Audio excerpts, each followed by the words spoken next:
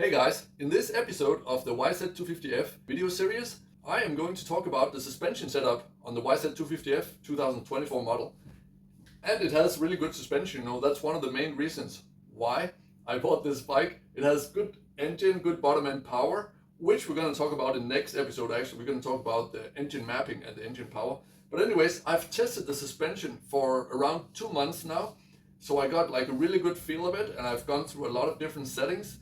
So I'm going to talk with you about these settings and what I ended up using as my basic setting that I'm comfortable with. And for your information, my body weight without equipment on is currently 74 kilos. Of course, if you have a different body weight, you're going to need a slightly different setup.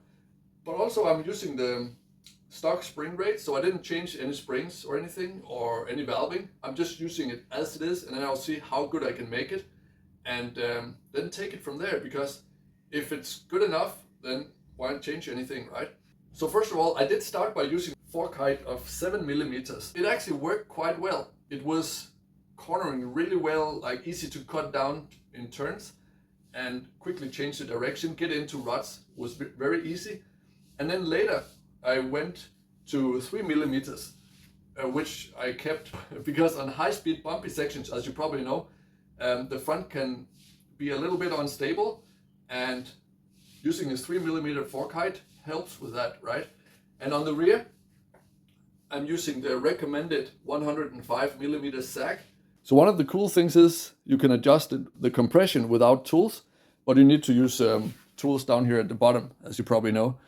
Here you can see exactly what 3 millimeters actually looks like. It's measured from the edge here and then down to the triple clamp. It's not measured from the top. And by the way, a shout out to my new sponsor for graphics, Ref 100. Really cool graphics. It's the coolest graphics I've ever had on a bike. And check out Fast Club. You can join the YouTube channel on the Fast Club level and get online coaching included, by the way. So now I'm gonna be putting some numbers on the screen and then do a voiceover of my settings, okay? Okay, so here you can see a list of all my suspension settings, and I will also put some riding footage on the screen just for fun. But let's go through it, starting with the fork, the front suspension. And as you can see, I went 12 clicks out on compression because I was using a zip tie, and I could see that I was not using all the suspension travel on the fork leg at the bottom, and therefore I went all the way out until I used almost all the suspension travel except for 1 centimeter or half an inch, which I would then use if I overjumped a jump, So as you can also see, there's total 22 clicks of adjustment on the compression, and 10 is the stock setting. So I went 2 clicks softer than stock setting. And the rebound on the fork, you can see I actually kept using the stock setting, which is 7 clicks out of 19. So pretty simple. If I went further out, by the way, on the rebound, then I felt like it was getting springy. So therefore I kept it at 7. Now let's move down to talk about the rear shock, the rear suspension. And as you can see, on the low speed compression, I went 12 clicks out of 23 total clicks, and 10 is the stock setting. So I went 2 clicks softer than stock setting, just like on the front suspension actually, funny enough.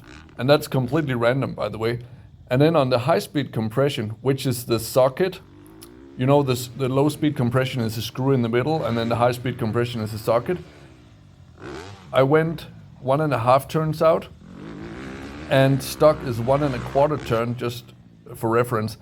And it can go all the way to 2.25 turns out. There's not a whole lot of adjustability there, but one thing I can say about the high-speed compression setting is it makes soft high-speed bumps feel softer and more plush, and the low-speed compression is more for jump takeoffs and jump landings.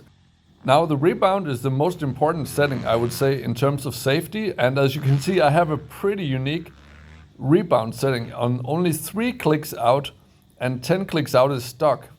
That's even out of 30 total clicks of adjustability. So why did I do that? Well, this track has a lot of small takeoffs that are really short, almost like supercross takeoffs. And I also like to seat bounce some of the jumps. And for that reason, if the rebound is too fast, as for example it is with the stock setting, then it tends to kick the rear up. So if you ever have a situation where you do jumps where the rear kicks up, so you're flying like front end down, endoing through the air, if it's not because there's a kicker on the jump, and if it's not because your body position is off or your throttle timing is off, then you have to try to slow the rebound down, simply for safety reasons. And that's what I did. And I'm sure there's going to be some guys in the comment section that's going to be like, hey, that's a weird setting you're using. But then go and talk to Ricky Carmichael. He's called the greatest motocross rider of all times, which I'm not, I'm aware of that. But Ricky Carmichael, he used an even slower rebound setting than me. And shock setup is all about feel. And surely there's also a bit of preference involved. It's not all science. But I gave you my reasons why I did like I do. And then of course you can go out and try to go through different settings yourself.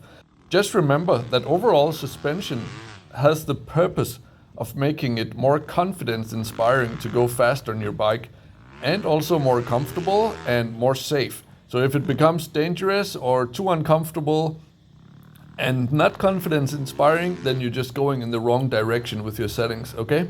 So that was enough talk about suspension settings for today. Thank you so much for watching. Give it a like if you liked the video. Hit the subscribe button if you want to be subscribed. In any case, thank you for watching. There's now 2 ways you can train with me personally. The first one is you can join the Fast Club, as I talked about in another video already. And that is done by clicking the join button and then selecting Fast Club Online Coaching. Then you can train with me online and I'll review your riding footage, and then I'll give you a personalized program on how to improve your technique based on your current level of riding technique. And the second way you can train with me is in person physically, where you sign up for a coaching package where we work on everything from your riding technique, your fitness and your nutrition, so your diet plans, and also things such as how to maintain and set up your bike. And if you like riding off-road and enduro, you will also be able to ride with me in beautiful nature. And actually you can also work on a lot of your riding techniques while you're doing enduro. And this is something I teach that is a bit unique compared to other coaches, is that actually when you're riding enduro, you have a lot more time to focus on your technique without riding at high intensity. So if that sounds cool, look at the information in the description. Send me a message on the email in my About section on my YouTube channel or fitcamp5.com, or follow me on Instagram, FastCoachToby. In any case, thank you for watching. Hope to see you in the future for training, either in person or in Fast Club Online Coaching. Thank you so much for watching, and see you on the next one. To watch the full version of my advanced riding videos and support the development of this channel, click the join button below and become a member. And thereby you will get access to exclusive videos where I go through the most advanced skill levels, and also explaining things from a physics standpoint, because I have a background in science and thereby studying physics. So I'm able to explain actual riding technique and the mechanics of riding, also bike setup, in a way that you don't see on many other channels. Also, I share my own step-by-step methods on how I track my own progress and riding technique development. So if you're interested in that, consider becoming a member and clicking the join button. And if you like tropical island holidays, visit fitcamp5.com for my 2-time TripAdvisor award-winning training camp, where we train fitness and action sports together while learning to live a healthy lifestyle and, maybe most importantly, have fun at the same time. And if you're really serious about improving yourself, you should definitely check out my full online courses, where I share step-by-step programs on how I developed my own routines over the last 12 years as a CEO, working in 4 different countries, while being a successful competitive athlete with more than 20 years of experience in fitness and nutrition. Check the link in the description for that. And in any case, thank you so much for watching. Have a great day, be awesome, believe in yourself, and see you on the next one.